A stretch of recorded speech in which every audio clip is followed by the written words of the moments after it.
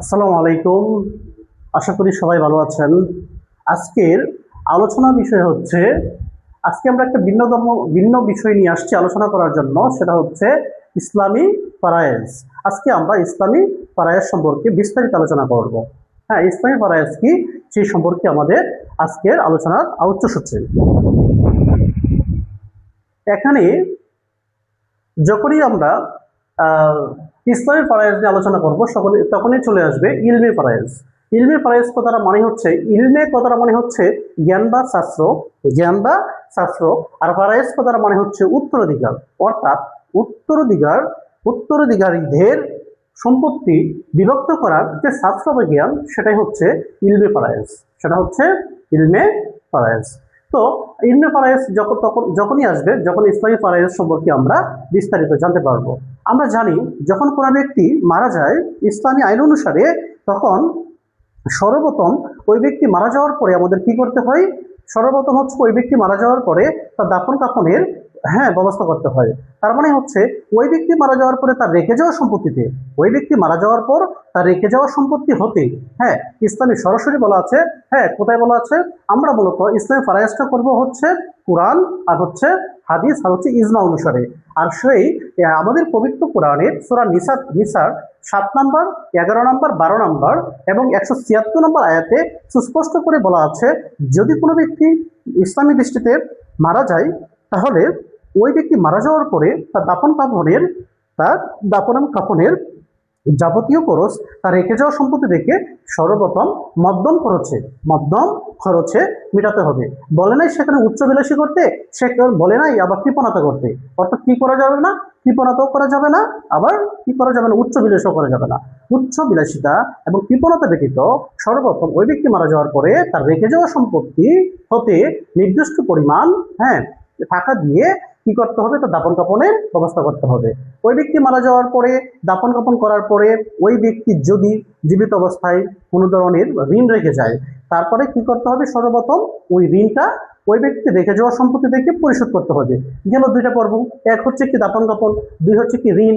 তারপর হচ্ছে ওই ব্যক্তি মারা যাওয়ার পূর্বে অথবা মৃতপ্রায় অবস্থায় যদি কোনো ধরনের ওসিয়ত করে যায়, আমরা বিভিন্ন মানুষ ওসিয়ত করে যায় না, যে আমি এটা করবো ওইটা করবো, হ্যাঁ, ওইখানে জমি দিব, ওই সেই, হ্যাঁ, এই ওসিয়ত কি করতে হবে? সর্বপ্রথম তার পূরণ করতে হবে। ওকে। তারপর হচ্ছে ওই তিনটা অংশ দেওয়ার পরে, অর্থাৎ কোন তিনটা অংশ? দাপন কাপনের ব্যবস্থা করা, মধ্যম করেছে, তারপর হচ্ছে ঋণ পরিশোধ করা, তারপর হচ্ছে কি করা? ওসিয়ত পূরণ করা। তারপর আসবে হচ্ছে ওই ব্যক্তির তিনটি অংশ যাওয়ার পর অবশিষ্ট সম্পত্তি তার সঠিক উত্তরাধিকারীদের মধ্যে ইসলামী আইন অথবা ইসলামী ফারায়েজ অনুসারে অথবা ইলমি ফারায়েজ অনুসারে তাদের মধ্যে সঠিকভাবে সুষমভাবে বন্টন করে দিতে হবে। এই সুষম বন্টন করার ক্ষেত্রেই সর্বপ্রথম যে ল্যাঙ্গুয়েজটা উচ্চারিত হয়, সেটাই হচ্ছে ইলমে ফারায়েজ। ইলমে ফারায়েজ বলছি পূর্বে, আবার বলছি, ফারায়েজ মানে উত্তরাধিকার, ইলমে মানে জ্ঞান, অর্থাৎ উত্তরাধিকারীদের সম্পত্তি বন্টন করার যে শাস্ত্র বা বিদ্যা, সেটাই হচ্ছে ইলমে ফারায়েজ। তাহলে তাহলে আমরা কি আলোচনা করব? ইলমে ফারায়েজ অনুসারে তার উত্তরাধিকারীদের মধ্যে সম্পত্তি বন্টন করার, অথবা ইলমে ফারায়েজ অনুসারে তার উত্তরাধিকারীদেরকে প্রধানত তিনটি ভাগে বিভক্ত করা যায়। কয়টি ভাগে বিভক্ত করা যায়? তিনটি ভাগে বিভক্ত করা যায়। প্রথমত হচ্ছে আসহাবে ফারায়েজ বা জাবিল ফুরুজ। কি বলছে এখানে? আসহাবি ফারায়েজ বা জাবিল ফুরুজ। খুব সহজ একটা বিষয়, খুব সহজ। আমরা অ্যাকচুয়ালি কি করি? আমরা যখনই কোনো ব্যক্তি মারা যায়, তার সম্পত্তি বন্টন করার জন্য অ্যাডভোকেটের কাছে যাই, অথবা আমরা মুনসেবের কাছে যাই, অথবা আমরা কি করি? একজন সার্ভেয়ারের কাছে যাই। অ্যাকচুয়ালি এটা আপনি নিজেই পারবেন। যদি একটু ডিপলি থিঙ্কিং করেন, ভালোভাবে চিন্তা করেন, তাহলে সেটা আপনি নিজেই পারবেন। তারপর ইলমি ফারায়েজ অনুসারে কোনো মৃত ব্যক্তির উত্তরাধিকারীগণদেরকে প্রধানত তিনভাবে বিভক্ত করা যায়। একটা হচ্ছে আসহাবে ফারায়েজ বা জাবিল ফুরুজ, একটা হচ্ছে আসহাবে ফারায়েজ, জাবিল ফুরুজ, আর একটা হচ্ছে আসাবা, আর একটা হচ্ছে আসাবা, আর একটা হচ্ছে জাবিল আরহাম। আমি প্রথম যদি বলি, আসহাবে ফারায়েজ বা জাবিল ফুরুজ হচ্ছে কোরআনিক অংশীদার, অর্থাৎ কোরআনের মাধ্যমে তাদের অংশ বিভক্ত করে দেওয়ার জন্য যেভাবে বলা হয়েছে, সেভাবে বিভক্ত করার নামই হচ্ছে আসহাবে ফারায়েজ বা কোরআনিক অংশীদার। এবং ওইটাকে বলা হয় নির্দিষ্ট অংশভোগী, অর্থাৎ ওই ব্যক্তি সম্পত্তিতে নির্দিষ্ট একটা অংশ যারা পাবে তাদেরকে বলা হয় আসহাবে ফারায়েজ বা জাবিল ফুরুজ বলা হয়। ওকে, লক্ষ্য করেন, ওই যে ব্যক্তি ওই অংশটা সর্বপ্রথম ওই নির্দিষ্ট অংশভোগী যখন পাবে সম্পত্তি, পাওয়ার পরে যে অবশিষ্ট সম্পত্তি থাকবে সেটা হচ্ছে আসাবা। অর্থাৎ অবশিষ্ট সম্পত্তি যারা অংশীদারি হবে, অবশিষ্ট সম্পত্তির অংশীদারি যারা হবে তারা হচ্ছে আসাবা। যদি ওই মৃত ব্যক্তির সম্পত্তিতে আসাবে ফারায়েজ এবং আসাবা ওই দুই অংশীদারি না থাকে, তাহলে যারা সম্পত্তি পাবে তারা হচ্ছে জাবিল আরহাম। জাবিল আরহাম অর্থাৎ দূরবর্তী আত্মীয়। যখন ওই দুইটা পার্ট না থাকবে, দুইটা অংশ না থাকবে, তখনই জাবিল আরহামে আসবে। আমি এর পরের অংশে যাওয়ার পরে আমাকে আলোচনা করা উচিত। আলোচনা করা উচিত হচ্ছে ওই মৃত ব্যক্তি সম্পত্তি থেকে কারা কারা বঞ্চিত হবে। কারা কারা বঞ্চিত হবে? চারজন ব্যক্তি মৃত ব্যক্তির সম্পত্তি থেকে বঞ্চিত হবে। এক হচ্ছে দাস অথবা দাসী। দাস অথবা দাসী। ওই মৃত ব্যক্তির যখন জীবিত ছিল, যদি কোনো ধরনের দাস অথবা দাসী তার অধীনে থাকতো, সেই ব্যক্তি যতই নিকটে থাকুক না কেন, যতই নিকটাত্মীয় হোক না কেন, সে তার সম্পত্তি থেকে বঞ্চিত হবে। 2 নম্বর হচ্ছে বঞ্চিত হওয়া ব্যক্তিদের মধ্যে খুনি। অর্থাৎ যে ব্যক্তি মারা গেল ওই ব্যক্তিকে যদি কোনো ব্যক্তি খুন করে থাকে, সে যতই নিকটাত্মীয় হোক না কেন, সে তার উত্তরাধিকার হতে বঞ্চিত হবে। অর্থাৎ এই খুনটা হচ্ছে 4 উপায়ে হয়ে থাকে। কয় উপায়ে হয়ে থাকে? এই খুনটা 4 উপায়ে, খুনটা হয়ে থাকে 4 উপায়ে। প্রথম হচ্ছে যদি ওই ব্যক্তি ইচ্ছাকৃতভাবে ওই ব্যক্তিকে যে মারা গেল ওই ব্যক্তিকে তার কোনো উত্তরাধিকার ইচ্ছাকৃতভাবে যদি ডাইরেক্ট খুন করে, অর্থাৎ কোনো ধরনের ধারালো অস্ত্র দিয়ে, বন্দুক দিয়ে যদি সে শট করে, গুলি করে হত্যা করে, তাহলে সে যতই নিকটাত্মীয় হোক না কেন তার সম্পত্তি থেকে বঞ্চিত হবে। তার মানে কি? হত্যার অবস্থা 4টি। হত্যার অবস্থা কয়টি? 4টি। দ্বিতীয় অবস্থা হচ্ছে ধরেন সে জানতো না যে আঘাত করলে সে ব্যক্তিটা মারা যাবে। সাপোজ আমরা কি করি গ্রামে, যে লাঙল অথবা মানে ধারালো না, জাস্ট আমরা লাঠি অথবা কোনো কিছু দিয়ে তাকে আঘাত করলাম। আঘাত করার পরে সে মারা যাওয়ার কথা না, কিন্তু এট লাস্ট সে মারা গেল। সে মারা যাওয়ার কারণে যে উত্তরাধিকার তাকে আঘাত করেছে, ওই আঘাতকারী মৃত ব্যক্তির উত্তরাধিকার হওয়া সত্ত্বেও সে তার উত্তরাধিকার হতে বঞ্চিত হবে। তৃতীয় হচ্ছে যদি কোনো ব্যক্তি কোনো শিকারে যায়, অথবা সে অনিচ্ছাকৃতভাবে শিকারে গিয়ে দেখলো যে সামনে একটা হরিণ আছে, অথবা কোনো ধরনের কিছুকে সে শুট করতে গেল, কিন্তু যখন শুট করলো ওই প্রাণীটা মারা যাওয়ার পরে গিয়ে দেখলো ওইটা তার পিতা ছিল, তার ভাই ছিল। অর্থাৎ ওই সংক্রান্ত যদি কেউ হয়, তাহলে যে শুট করেছে সে তো উত্তরাধিকার। এই ক্ষেত্রে কিন্তু সে উত্তরাধিকার হতে বঞ্চিত হবে না। খুনের 3 অবস্থা গেল। চতুর্থ অবস্থা হচ্ছে যদি কোনো ব্যক্তি কি করে, ধরেন সে তার পিতা এবং সন্তান একই বাড়িতে বসবাস করে। সে ওই সন্তান কি করছে, তার বাড়ির সামনে একটা কূপ অথবা পুকুর খনন করছে। ওই পুকুরের মধ্যে বাবা কি করছে, পরে মারা গেছে। সে কিন্তু অনিচ্ছাকৃতভাবে জানতো না তার বাবা এখানে পরে মারা যাবে। এক্ষেত্রে কিন্তু সন্তান উত্তরাধিকার হতে বঞ্চিত হবে না। তার মানে কি গেল? দাস এবং খুনি। তার মানে কি 2টা অবস্থা গেল উত্তরাধিকার সম্পত্তি হতে বঞ্চিত হওয়ার। আর একটা হচ্ছে ধর্মান্তরিত। অর্থাৎ যদি কেউ ধর্মান্তরিত হয়, অর্থাৎ সে যদি ইসলাম থেকে হিন্দুতে যায়, হিন্দু থেকে ইসলামে আসে, অথবা যে কোনো ধর্ম থেকে যদি সে ধর্মান্তরিত হয়, সাথে সাথে সম্পত্তির উত্তরাধিকার হতে সে বঞ্চিত হবে। 4 নম্বর অবস্থা হচ্ছে ভিন্ন নাগরিক। আমি হচ্ছে বাংলাদেশের নাগরিক, আমার কোনো উত্তরাধিকার হচ্ছে ব্রিটেনের নাগরিক। এক্ষেত্রে কি হবে? সে তার সম্পত্তির উত্তরাধিকার আমি হতে পারবো না, আমার সম্পত্তির উত্তরাধিকার সে হতে পারবে না। আশা করি বুঝতে পারছেন কারা কারা বঞ্চিত হবে। তারপর কি বলছিলাম যে উত্তরাধিকার যারা হবে তাদের অবস্থা হচ্ছে 3টা। একটা হচ্ছে আসাবে ফারায়েজ, আর একটা আসাবা, আর একটা হচ্ছে জাবিল আরহাম। ওকে, এখন আসাবে ফারায়েজ বা জাবিল ফুরুজ, অর্থাৎ নির্দিষ্ট অংশভোগী কারা হবে? কোরআনে 12 জন ব্যক্তিকে আসাবে ফারায়েজ বা জাবিল ফুরুজ হিসাবে কি করেছে, নির্ধারিত করেছে। তার মধ্যে পুরুষ হচ্ছে 4 জন, মহিলা হচ্ছে 8 জন। পুরুষ কয়জন? 4 জন, মহিলা হচ্ছে 8 জন। লক্ষ্য করেন এখানে কয়জন পুরুষ? 4 জন। কে? তার পিতা, কোনো ব্যক্তি মারা গেল, তার পিতা, তার দাদা, তার স্বামী। কোনো ব্যক্তি মারা গেল, তার পিতা, তার দাদা, তার স্বামী। আর একজন হচ্ছে বৈপিত্রীয় ভাই। বৈপিত্রীয় ভাই মানে কি? পিতা 1 মা 2। পিতা 1 মা 2। এক্সাম্পল যদি পিতা 1, আসমা কি করছিল?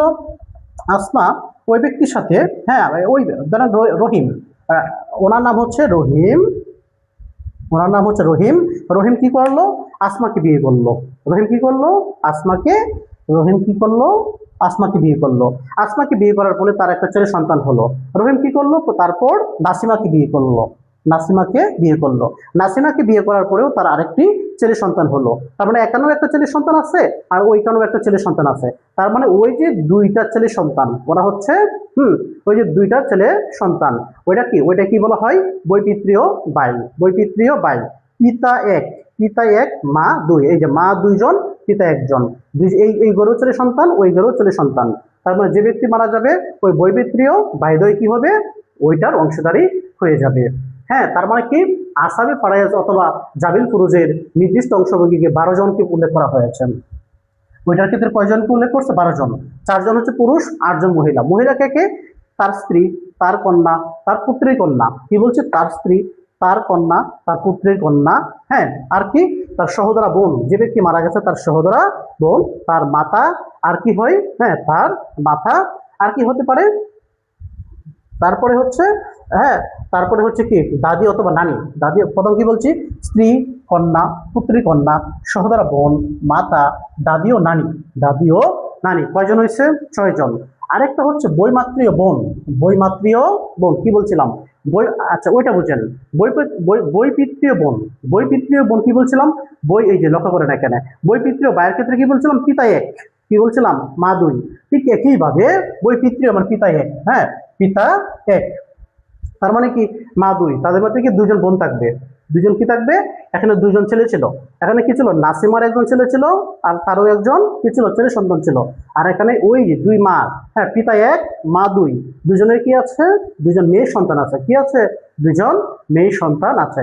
আর ওই ক্ষেত্রে কি বৈমাত্রীয় বোন। তার মানে কি পিতা দুই মা এক। পিতা দুই, ওইটার ক্ষেত্রে ভিন্ন। ওইটা কি ছিল? পিতা এক মা দুই। আর এখানে কি পিতা দুই মা এক। পিতা দুই মা এক। এটা দিয়ে যদি আপনি বুঝেন তাহলে সব বুঝে ফেলবেন। ওই যে বৈপিত্রীয় বাইটা যখন বুঝবেন তখন সাথে সাথে আপনি বৈপিত্রীয় বোন বুঝে যাবেন, বৈমাত্রীয় বোনটা বুঝে যাবেন। ঠিক আছে, ওই বেসিকটা নিলেই ওইটা বুঝে যাবেন। এখন লক্ষ্য করেন, আমরা যখন এখানে যাব আমরা তাদের কি করব? এখন পিতার অবস্থা আছে, 12 জনের অবস্থা কি এখানে? 12 জনের অবস্থা।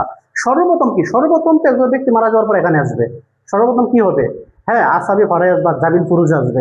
তারপরে হচ্ছে আসাবা, তারপরে হচ্ছে জাবিল আরহাম। হ্যাঁ, তবে এটার মধ্যে এই আসাবি ফারায়াজ বা জাবিল ফুরুজের মধ্যে হ্যাঁ বাবার একটা অংশ হবে আসাবা। সেই আসাবাটা আমরা যখন আলোচনা করব যে বাবা কেমনে আসাবা হবে। আসাবা মানেই বলা আছে এখানে অবশিষ্ট অংশভোগী, অর্থাৎ সম্পত্তি বিভক্ত করার পরে যদি কোনো অবশিষ্ট সম্পত্তি থাকে তাহলে সেটা আসাবা হয়। সে আসাবা হ্যাঁ বিভিন্ন উপায়ে হতে পারে, সেটা আমরা বিস্তারিত আলোচনা পরে করব। এখন ওই যে 12 জন ব্যক্তি কে কত অংশ করে সম্পত্তি পাবে? ওই যে 12 জন ব্যক্তি কে কত অংশ করে সম্পত্তি পাবে? পিতার অবস্থা কি, দাদার অবস্থা কি, বৈপিত্রীয় ভাইয়ের অবস্থা কি, স্বামীর অবস্থা কি, ওই 8 জনের অবস্থা কি, সেগুলো আমরা আলোচনা করব। এখন আমরা অনেক সময় কি ঝামেলা হয় যে কে কত অংশটুকু। আমি একটা জিনিস লিখে রাখছি দেখেন। হ্যাঁ, কি বলছি আমি বলেন তো? এখানে সুন্দর করে আমরা একটা জিনিস লিখছি, সেটা হচ্ছে 4/1। হ্যাঁ, 4/4 কি বলছে এখানে? হ্যাঁ, সেটা হচ্ছে 4/1, 4/2, আর হচ্ছে কি হ্যাঁ 8/1। একটা পার্ট আসবে হচ্ছে এভাবে, আর একটা পার্ট আসবে হচ্ছে 3/1, 3/2 আর 6/1। দেখেন ওইগুলোর লসাগু কত? এইগুলো লসাগু হচ্ছে 6, আর এগুলো লসাগু হচ্ছে 8। আমরা যখন সম্পত্তি বিভক্ত করব তখন আমরা প্রায়ই ঝামেলায় পড়ে যাই যে কোনটা 6/1 হবে, কোনটা 3/1 হবে, কোনটা 2/1 হবে, 3/2 হবে। এই অংশটুকু আমাদের ঝামেলা হবে না। আমরা একটা জিনিস মনে রাখবো, 6/1 সাথে, 3/1 সাথে, 3/2 সাথে। আর এই অংশটুকু মনে রাখবো হ্যাঁ যে এটা হচ্ছে 3-এর সাথে সম্পৃক্ত, এটা হচ্ছে 4-এর সাথে সম্পৃক্ত। হ্যাঁ, কোরআনে বলা আছে এই 6 ভাবে সম্পত্তি বিভক্ত করতে হবে। কোরআনে কি বলা আছে? এই 6 ভাবে সম্পত্তি বিভক্ত করতে হবে। এখন এতক্ষণ যা পড়ছেন সব বেসিক পড়ছেন। এতক্ষণ যা পড়ছেন কি পড়ছেন? সব বেসিক পড়ছেন। এই বেসিকের আলোকে এখানে আমরা এখন বিস্তারিত আলোচনা করব যে পিতার অবস্থা কয়টা? 3টা। দাদার অবস্থা কয়টা? ওদের অবস্থা, প্রত্যেকের অবস্থা কি। তাহলে আমরা ওই বেসিক পার্টটা যখন আপনারা পড়বেন, পরবর্তী পর্বে আমরা যে জিনিসটা পড়বো যে পিতার অবস্থা কয়টা, দাদার অবস্থা কয়টা, এবং কতটুকু অংশ করে পাবে, দাদা কখন আসাবা হবে, পিতা কখন আসাবা হবে, পিতা হ্যাঁ তারপর এই পিতা কত অংশটুকু পাওয়ার পরে যেমন পিতার অংশ যদি তিনটা, আমরা জানি পিতার অবস্থা কি তিনটা, পিতার অবস্থা হচ্ছে তিনটা। যখন কি হবে, যে ব্যক্তি মারা যাবে তার পুত্র অথবা পুত্রের পুত্র থাকবে, তখন তার একটা অবস্থা 6/1। আবার পিতার দ্বিতীয় অবস্থাটা কি আমরা কিন্তু বলতেছি না, এটা নেক্সট ক্লাসে ডিটেলস বলবো। পিতার আর একটা অবস্থা কি, যে ব্যক্তি মারা গেল তার কন্যা আছে অথবা পুত্রের কন্যা আছে, এই ক্ষেত্রে পিতার অবস্থা কি 6/1, পুত্রে পাবে কন্যা 2 অথবা কন্যা পাবে 3/1 অথবা 3/2। আর অবশিষ্ট সম্পত্তি অথবা আসাবা পাবে হচ্ছে পিতা। এটা এখন বুঝবেন না, জাস্ট বেসিকটা পড়েন আজকে, তারপরে আমরা পিতার 3 অবস্থা কার কয় অবস্থা সেটা আমরা আরো ডিটেলস বলবো। এটা বলার পূর্বে আপনি ওই বেসিক পার্টটা সুন্দর করে গুছিয়ে নেন, সুন্দর করে আপনার নলেজে ক্যাপচার করান। আমাদের এই পার্টটা হচ্ছে মূলত আমাদের ডিজিটাল আমিনশিপটা মানে কি, সেখানে মোবাইল ক্যাপ থাকবে, মোবাইলের মাধ্যমে আপনি সার্ভিং করতে পারবেন, কম্পিউটারের মাধ্যমে আপনি সার্ভিং করতে পারবেন, ম্যানুয়াল অর্থাৎ সরাসরি, হ্যাঁ, যখন আপনি সরজমিনে যাবেন তখন আপনি নকশা, দুনিয়া স্কেল, ব্লান্টার স্কেল, এরপরে 330 ফিট স্কেল, সকল ধরনের ফিক্সড স্কেল দিয়ে, জেনারেল স্কেল, হ্যাঁ, সকল ধরনের স্কেল দিয়ে আপনি নকশা মেপে জমি মাপতে পারবেন। নিখুঁতভাবে মাপার জন্য মোবাইলের ক্যাট দিয়ে সরাসরি আপনি মেপে যাবেন, কম্পিউটার দিয়ে মেপে যাবেন, হ্যাঁ, ডিস্টেন্স মিটার দিয়ে মেপে যাবেন। টোটাল স্টেশনের মাধ্যমে কিভাবে জমি মাপতে হবে আমাদের সেই কোর্স আমরা ইতিমধ্যে রান করেছি এবং আমরা পর্যায়ক্রমে সেটাকে রান করব।